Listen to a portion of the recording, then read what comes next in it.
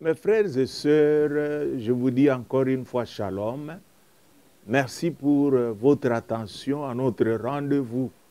Que le Seigneur vous bénisse. Nous avons quelque chose de très important que nous voulons partager avec vous. Et aujourd'hui, je voudrais vous parler sur le fils d'Abraham avec leur foi. La foi pour le fils d'Abraham. Lorsque nous lisons dans la parole de Dieu, déjà, lorsque nous sommes dans le livre de Genèse, nous voyons Dieu en train de créer. C'est-à-dire Dieu a créé le ciel et la terre, Dieu a créé l'homme, et nous allons encore une fois voir dans la parole de Dieu que lorsque Dieu a créé l'homme, c'est-à-dire en ce moment-là, Dieu s'est reposé. Nous pouvons lire cela dans la parole de Dieu pour que beaucoup de gens puissent bien comprendre cela, puisqu'aujourd'hui, le peuple de Dieu est mal prêché. Nous remarquons qu'il y a la pauvreté dans l'Église. Pourquoi? C'est puisque le peuple de Dieu n'est pas bien enseigné. Lorsque nous lisons dans Genèse au chapitre 1er, lorsque nous lisons le dernier verset, non, ou encore si nous pouvons commencer au verset 27. Au verset 27 du chapitre 1er, la parole de Dieu nous dit que Dieu créa l'homme à son image. Il le créa à l'image de Dieu. Il créa l'homme et la femme. Dieu les bénit et Dieu leur dit, soyez féconds, multipliez, remplissez la terre, assujettissez-la et dominez sur le poisson de la mer, sur les oiseaux du ciel et sur tout animal qui se meut sur la terre. Alléluia. Et lorsque nous lisons maintenant au chapitre 2, le premier et du premier au troisième verset, la Bible nous dit ceci: ainsi furent achevés le ciel et la terre et toute leur armée. Dieu acheva au 7e jour son œuvre qu'il avait faite et il se reposa au 7e jour de toute son œuvre qu'il avait faite. Dieu bénit le 7e jour, il le sanctifia parce qu'en ce jour, il se reposa de toute son œuvre qu'il avait créée. Ici, il y a quelque chose qui doit attirer notre attention. C'est quoi? On nous dit que Dieu se reposa. Quand est-ce que Dieu s'est reposé?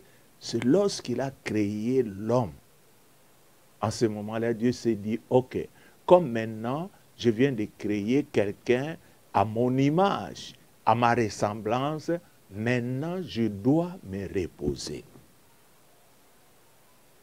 Le terme reposer ici, moi je peux encore le traduire d'une autre manière.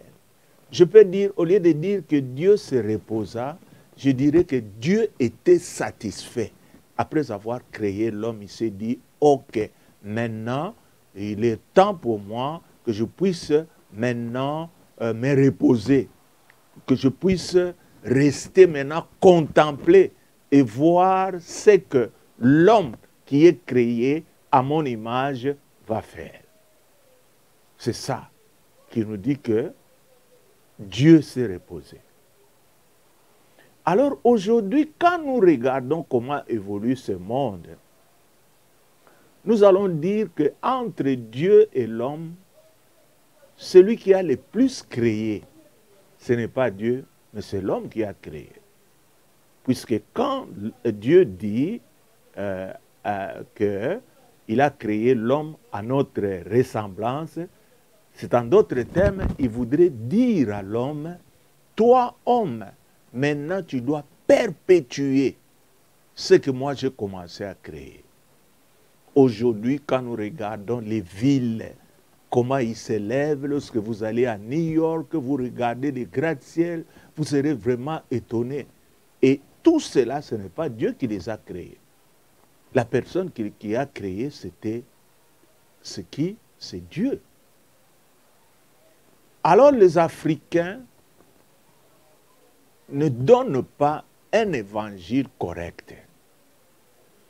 C'est-à-dire l'Africain, lui, a été habitué à un Dieu qui reste là en haut, qui attend que ses enfants puissent élever leur voix et que lui, à partir du haut, il puisse faire descendre les bénédictions. C'est ce qui a fait que l'Église aujourd'hui s'est appauvrie. L'Église aujourd'hui, il y a beaucoup de gens qui sont dans nos églises ou encore qui ne prient pas, qui disent souvent, oh, ça, vous allez à l'église puisque vous êtes des malheureux, tout ça, on nous traite de malheureux. Moi, je dirais que les gens ont été mal prêchés. Je crois que les choses sont claires. Aujourd'hui, si nous voyons autour de nous, nous voyons des gens construire des maisons. Nous voyons des gens inventer des choses. Ici à Kinshasa, nous avons vu une femme qui a inventé les robots qui est en train de gérer la circulation. Et alors, aujourd'hui, il y a des gens qui ne veulent pas faire un effort pour libérer le potentiel qui se trouve en eux. Si nous regardons comment cette terre a été créée, nous pouvons dire que Dieu a créé l'homme avec quelque chose à l'intérieur de lui. Et il a déposé sur cette terre pour que l'homme puisse faire sortir ce que Dieu a mis en lui. Lorsque nous revenons encore dans les Écritures, dans l'histoire de la création, nous allons voir quelque chose qui va nous étonner. C'est-à-dire, Dieu a commencé à créer par sa parole. Dieu a dit que la lumière soit, et la lumière est apparue. Et lorsque nous sommes en train de progresser dans l'œuvre de la création, nous allons voir ces dieux-là en train de parler et les créations apparaître. Mais lorsque nous arrivons au verset 11, là on nous dit, puis Dieu dit, c'est-à-dire Dieu dit, Dieu dit, Dieu dit, et puis on nous dit, puis Dieu dit. C'est-à-dire cette manière de dire là était différente de toutes les autres manières prononcées un peu avant. Puis Dieu dit, c'est-à-dire la formule a changé. Que la terre produise de la verdure, de l'herbe portant de la semence, des arbres fruitiers donnant du fruit selon leur espèce et ayant en eux leur semence sur la terre. Ici, les choses ont changé. Dieu ne dit plus que la lumière soit, mais maintenant Dieu est en train de s'adresser à ce qu'il avait déjà créé avant. Et ici, on nous dit, puis Dieu dit. Dieu maintenant s'adresse à la terre. Toi, terre, maintenant produis la verdure. Vous voyez? C'est-à-dire que Dieu voudrait que nous participions à sa création. Pas que nous puissions rester du matin au soir en train de prier, en train de faire des jeûnes. Nous devons faire tourner notre caboche. Nous devons faire en sorte que nous puissions utiliser notre imagination et faire sortir ce que Dieu avait mis en nous. Alors le monde sera transformé. Alors l'Église sera élevée. alors l'Église, ça ne sera pas une caverne de pauvres. Non, ça sera des gens qui réfléchissent, des gens qui savent produire, des gens qui peuvent produire de l'argent et qui peuvent faire rouler cette Église à une vitesse vertigineuse qui pourra gagner le monde entier. Mais aujourd'hui, quand on regarde l'Église, on a l'habitude de nous qualifier de mendiants. C'est puisqu'on a été mal enseigné. Ici, nous voyons vraiment que Dieu met l'accent sur ce qu'on appelle la foi. Et pendant que je suis en train de te prêcher, mon frère et ma soeur, je voudrais que tu puisses élever ta foi. Lorsque tu élèveras ta foi, tu verras que tu seras en mesure de créer certaines choses qui n'ont pas encore existé dans ce monde. C'est pourquoi je vais te dire, mon frère et ma soeur, que nous sommes les fils d'Abraham. Et je voudrais te dire que la compréhension parfaite d'Abraham peut nous conduire à de grandes manifestations de choses victorieuses dans notre vie. C'est pourquoi, mon frère, j'aimerais que nous puissions un peu lire, puisque l'histoire d'Abraham va nous apporter quelque chose de merveilleux qui fera en sorte que nous soyons ce que la Bible dit que nous pouvons être. Nous allons lire pour l'instant dans les livres d'Ésaïe. Ésaïe au chapitre 51. J'aime beaucoup ce passage. Ésaïe 51, nous allons lire pour voir ce que la Bible est en train de nous dire là-dessus. Au sujet de notre patriarche, que nous appelons du nom d'Abraham. Nous devons le connaître à fond. Nous devons savoir d'où il vient. Nous devons savoir comment Dieu l'a appelé. Et cela peut nous permettre maintenant de bien comprendre certaines choses. Voilà, je suis en train de rechercher mon livre d'Ésaïe au chapitre 51. La Bible nous dit ceci. Écoutez-moi, vous qui poursuivez la justice, qui cherchez l'Éternel, portez les regards sur le rocher d'où vous avez été taillés, sur le creux de la fosse d'où vous avez été tirés. Portez les regards sur Abraham, votre père, et sur Sarah qui vous a enfanté, car lui seul, je l'ai appelé, je l'ai béni et multiplié. Ici, la Bible est en train de nous encourager de porter nos regards sur Abraham. C'est-à-dire, lorsque nous portons des regards sur Abraham, nous allons apprendre certaines choses qui doivent nous mener vers la bénédiction. Qui est alors Abraham? Je dirais que Abraham est le fils de Terah. Hein? C'est-à-dire, il y a beaucoup de gens qui peuvent dire Terach. Hein? Dans Genèse chapitre 11, on nous dit que c'était le fils de Terach. Donc, il est issu d'une famille de 3 enfants. Et Abraham est originaire de la ville d'Ur, comme on peut l'appeler. C'était une ville caractérisée par la sorcellerie, l'idolâtrie, tout ça. Alors voilà maintenant là où Dieu est allé chercher Abraham. Abraham que nous appelons le père de la foi. L'histoire de la foi existe, elle est sortie par Abraham et nous, du Nouveau Testament, en tant que ceux de la descendance d'Abraham, C'est-à-dire, nous aussi, nous pouvons utiliser cette même foi pour faire de grandes choses. Il a été choisi par Dieu. Et puis, nous pouvons le voir dans Genèse chapitre 12. Hein?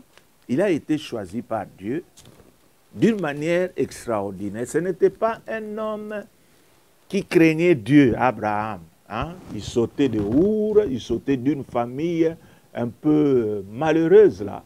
Une famille qui a connu beaucoup de problèmes, une famille où la mort était quelque chose qu'ils ont expérimenté. Hein? Nous avons vu le père de quoi? De qui? De Lot mourir. C'est pour dire qu'actuellement, si nous pouvons qualifier cette famille, nous allons dire que c'était une famille qui avait des liens de la mort, hein? Les morts brusques. Alors Abraham n'était pas quelqu'un que nous pouvons dire, oui, puisqu'il a été choisi par Dieu, hein, c'est qu'il était bon. Non. Le choix de Dieu ne regarde pas ce que nous sommes.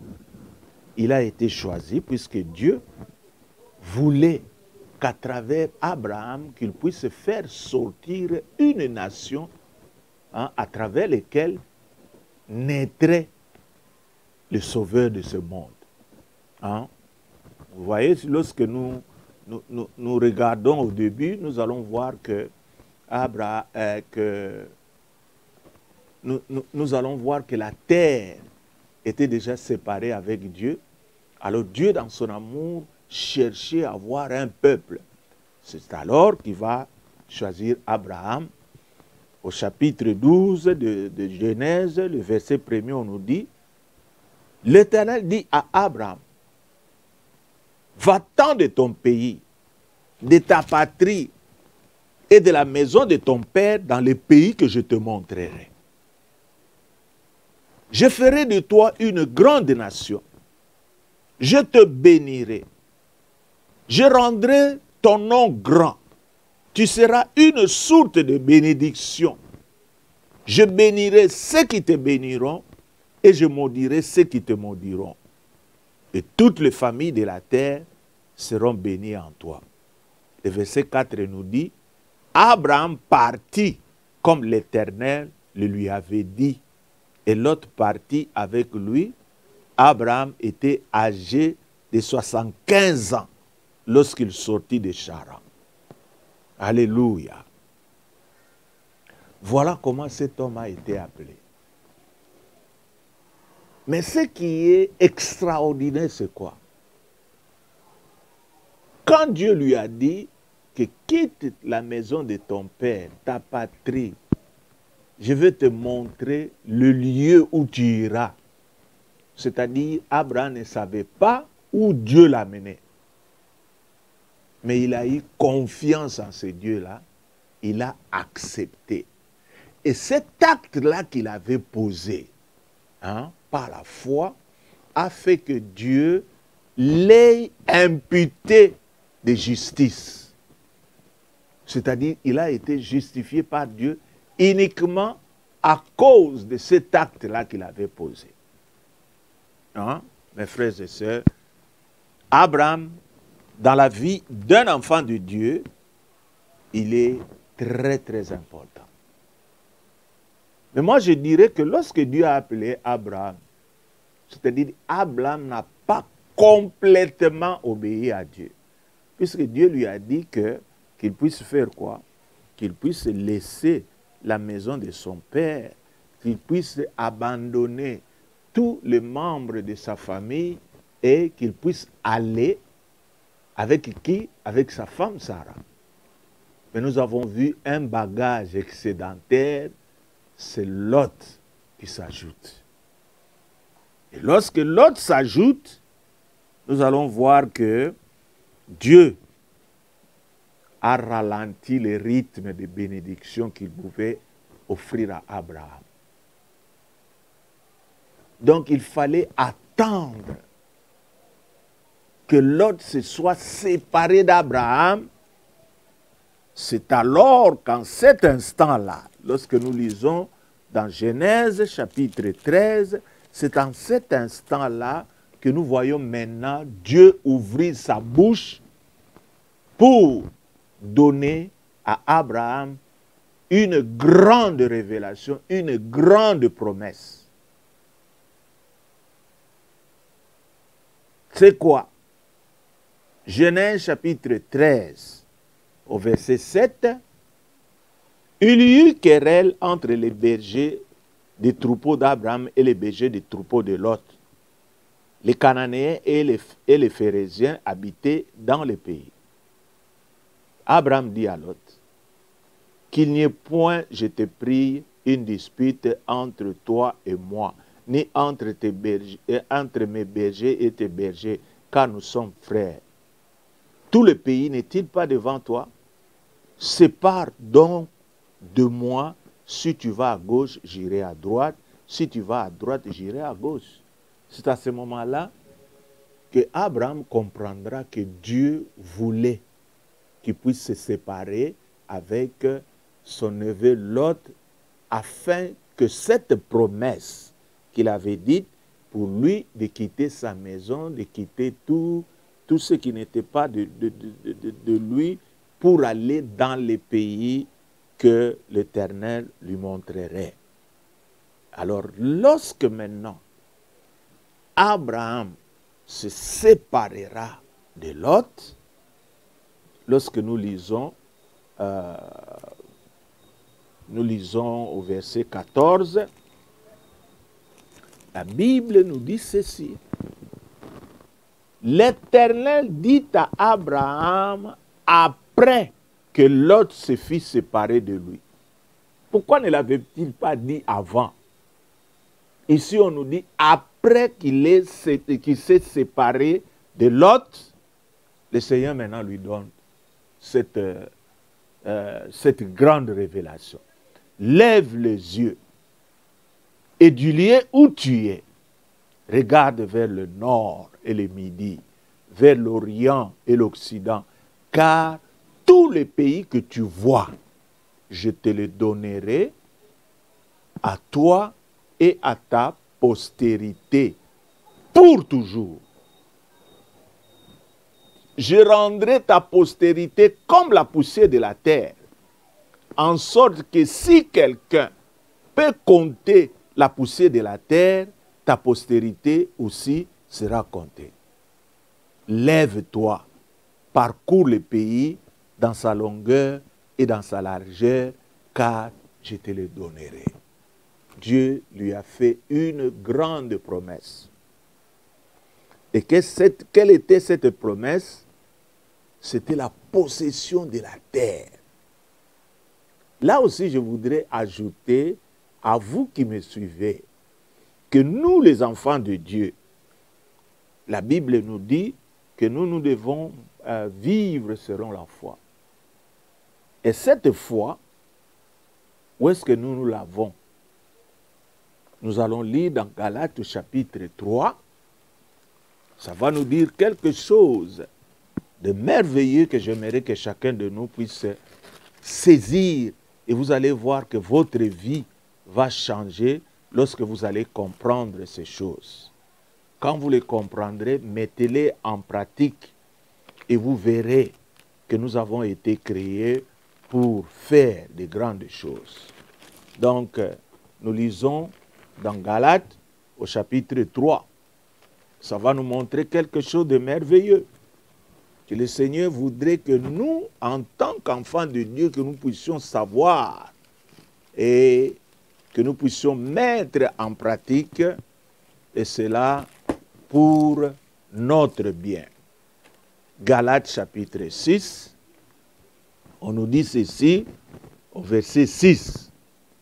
Comme Abraham crut à Dieu et que cela lui fit imputer à justice, reconnaissez donc que ce sont ceux qui ont la foi, qui sont fils d'Abraham. C'est-à-dire, nous, on peut nous appeler les fils d'Abraham à cause de la foi. aussi l'Écriture prévoyant que Dieu justifierait les païens par la foi, a d'avance annoncé cette bonne nouvelle à Abraham. C'est-à-dire, si Dieu a trouvé en Abraham la foi, c'est-à-dire Dieu montrait déjà à Abraham que nous qui allions venir maintenant ici au monde, nous les païens, ce Dieu-là allait nous justifier par cette foi que Abraham a montré à Dieu. Alors, nous sommes de la postérité d'Abraham. C'est ce que vous devez savoir. Toutes les promesses que Dieu a faites à Abraham sont nôtres. Nous sommes des héritiers. Alors, lorsque nous lisons dans ce même livre des Galates, nous pouvons commencer au verset 28. Il n'y a plus ni juif ni grec. Il n'y a plus ni esclave ni libre. Il n'y a plus ni homme ni femme. Car tous, vous êtes un en Jésus-Christ. Et si vous êtes à Christ, vous êtes donc la postérité d'Abraham, héritier selon sa promesse. C'est-à-dire tout ce que Dieu a donné à Abraham, tout ce que Dieu a promis à Abraham, cela nous appartient. Comment? Nous sommes de la postérité d'Abraham. C'est-à-dire, vous savez que lorsque nous avons un père, quand ce père meurt, il laisse l'héritage à ses enfants. Cela veut dire que nous, en tant que postérité d'Abraham, nous pouvons entrer en possession des promesses que Dieu avait faites à Abraham. Pourquoi? C'est puisque nous sommes ceux-là qui font partie de sa postérité. J'aimerais que tu puisses faire sortir ta foi et que tu puisses te dire que Abraham, tout ce qu'il a pu avoir est à nous, nous qui avons foi. C'est ce que la Bible déclare ici. Comment est-ce que nous pouvons être appelés les fils d'Abraham? On nous dit que ceux-là qui ont la foi seront appelés des fils et des filles d'Abraham. Mes frères et sœurs, actuellement dans nos églises d'aujourd'hui, la foi est en train d'être détruite. Les gens n'ont plus de foi. Les gens, même quand ils prient, ils n'ont pas foi en ce qu'ils disent. Les gens, quand ils prient, ils ne veulent pas faire des efforts pour chercher à comprendre, pour chercher à faire sortir ce que Dieu a mis dans leur testament pour qu'ils puissent le revendiquer, pour qu'ils puissent, disons, dire à Dieu que voilà, tu nous as promis ça, ça, ça, ça, et en faire quelque chose qui leur appartient. D'ailleurs, aujourd'hui, qu'est-ce que nous remarquons? Les gens ne lisent même pas la Bible. Or, la foi vient de ce que l'on entend. C'est-à-dire, quand on ne lit pas la Bible, eh bien, la foi est en train de se détruire. Alors, mes frères et sœurs, la Bible nous dit que le juste vivra par la foi. Il y a de cela 3 versets dans la Bible qui est en train de soutenir cela. Dans Romains chapitre 1er au verset 17, Hébreux 10, 38, Habakkuk 2, 1 à 4 et Galates 3 à 11, chapitre 3, verset 11. On est en train de répéter la même chose, le juste vivra par la foi. Et lorsque le juste ne vit pas par la foi, eh bien, le christianisme est mort. Aujourd'hui, les gens sont en train de venir à l'église comme s'ils venaient dans la maison de devins, comme s'il venait voir les grands maîtres, comme s'il venait consulter les marabouts. Mais non, mes frères et sœurs, la Bible nous dit que le juste vivra par la foi. Nous allons lire dans notre texte, dans Galates chapitre 3, le verset 11, on nous dit ceci.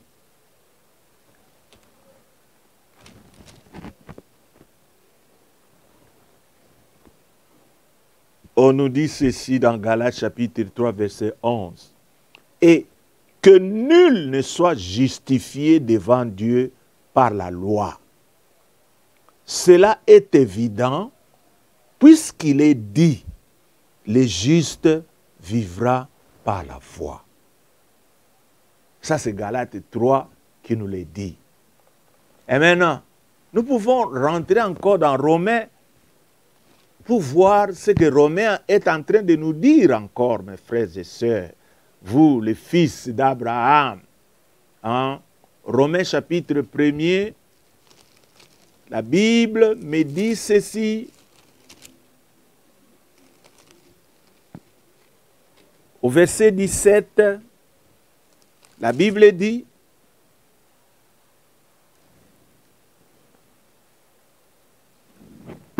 parce qu'en lui est révélée la justice de Dieu par la foi, et pour la foi, selon qu'il est écrit, le juste vivra par la foi. Encore une deuxième fois, on est en train de nous parler sur les justes qui doivent vivre toujours par la foi. Et encore, nous allons lire dans Hébreux. Je ne veux pas vous donner les Écritures comme cela, mais j'avais voulu que nous les lisions afin que nous puissions les comprendre. Puisqu'actuellement, vous pouvez promettre aux gens, allez lire, mais ce sont des choses qui ne font pas. 10:38, et mon juste vivra par la foi. S'il se retire, mon âme ne prend pas plaisir. Le juste vivra par la foi. Encore un troisième verset. Le dernier verset 4 fois. La quatrième fois, c'est dans Habakkuk. Habakkuk, nous allons lire au chapitre 2. La Bible nous dit ceci. Nous allons y aller directement au chapitre 4. Voici son âme s'est enflée. Elle n'est pas droite en lui, mais le juste vivra par la foi. Mes frères et sœurs, fils et filles d'Abraham, élevons notre foi, car Dieu est en repos. Dieu voudrait voir ce que nous pouvons produire. Comment est-ce que nous allons produire ces choses? Nous allons nous baser sur la bénédiction qu'il a promis à notre père Abraham. Je voudrais prendre un exemple de la bénédiction qu'il a promis à notre père Abraham. Il a dit que celui qui te bénira sera béni. Mais si aujourd'hui je pose la question à certaines personnes de chercher la bénédiction de Dieu, je dis, frère, comment est-ce que tu peux trouver la bénédiction de Dieu? Mais c'est trop simple. Si tu veux la bénédiction de Dieu, bénis d'abord un fils d'Abraham, et lorsque ce fils-là sera béni, hein, la parole de Dieu dit que c'est lui qui bénira. On ne bénit pas seulement avec les choses que nous donnons aux gens. On bénit avec les paroles. Mais nous pouvons provoquer certaines paroles en offrant aux gens certaines bénédictions. Moi, je bénis Dieu puisque j'ai toujours dit que la nation nigériane, hein, je ne sais pas si je l'ai bien prononcé, puisque nous avons les Niger et les Nigeria. Mais moi, je parle du Nigeria, c'est-à-dire la nation nigériane connaît très bien ces choses. C'est-à-dire chez un Nigérian, lorsque tu lui donnes quelque chose, c'est-à-dire lorsque tu lui bénis, il ne va pas rester la bouche fermée comme ça. Il va ouvrir sa bouche. Et lui, à son tour, il voudra maintenant te bénir. Il dira, ah mon frère, que le Seigneur te bénisse, que tu ne puisses rien manquer dans ta vie. Que tout ce que tes ennemis sont en train de chercher, ils creusent des trous pour t'enterrer, ce sont eux-mêmes qui seront enterrés. Et tout là, toi, tu es en train de dire Amen, Amen, Amen. C'est-à-dire les Congolais, nous avons compris ces révélations un peu en retard.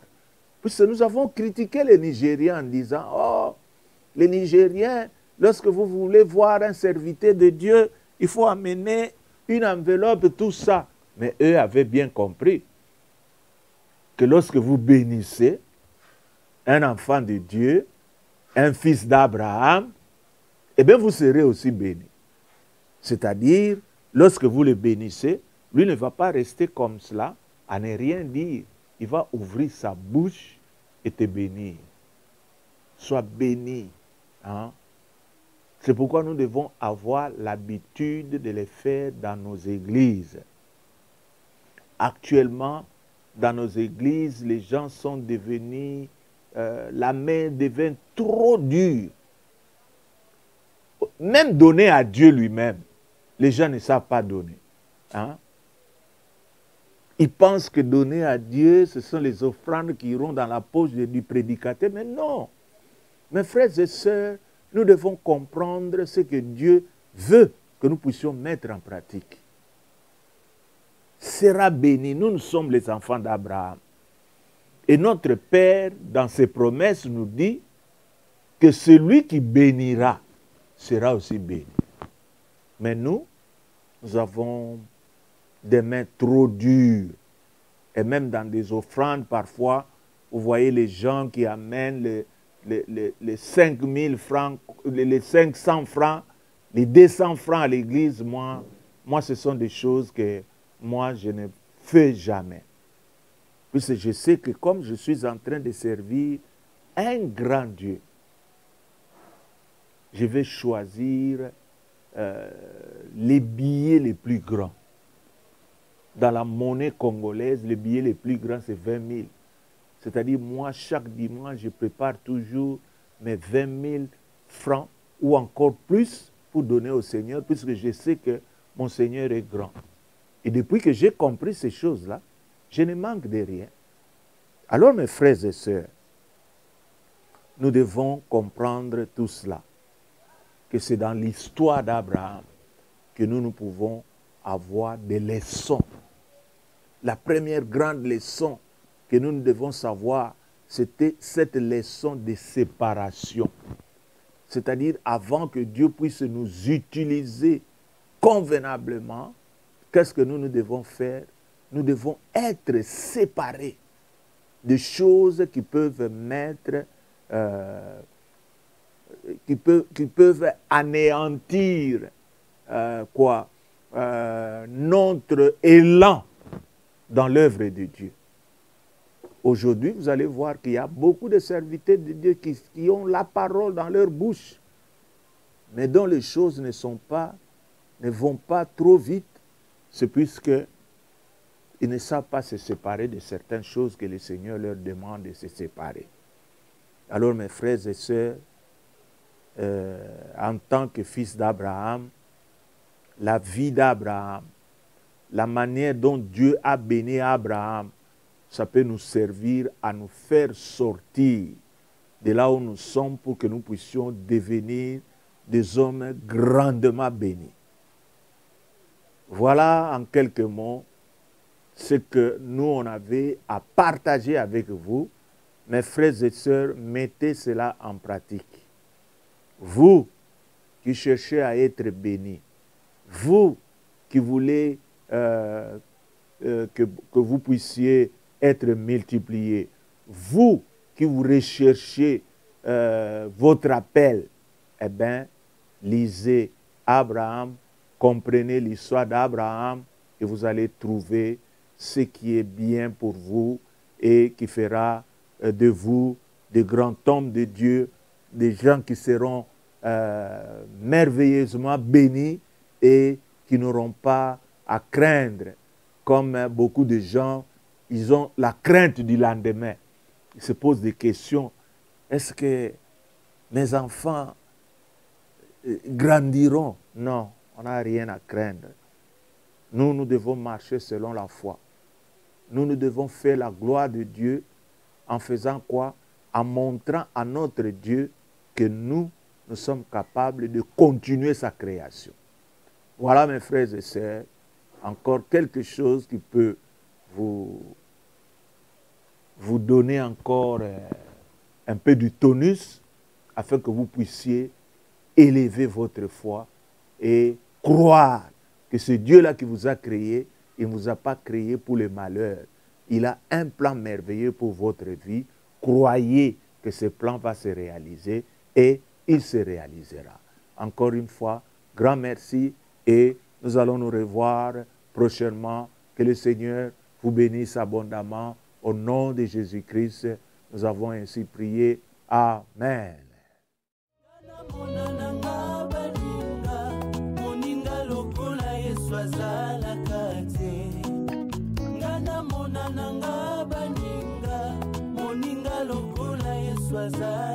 Yesu moninga malamu, atika kama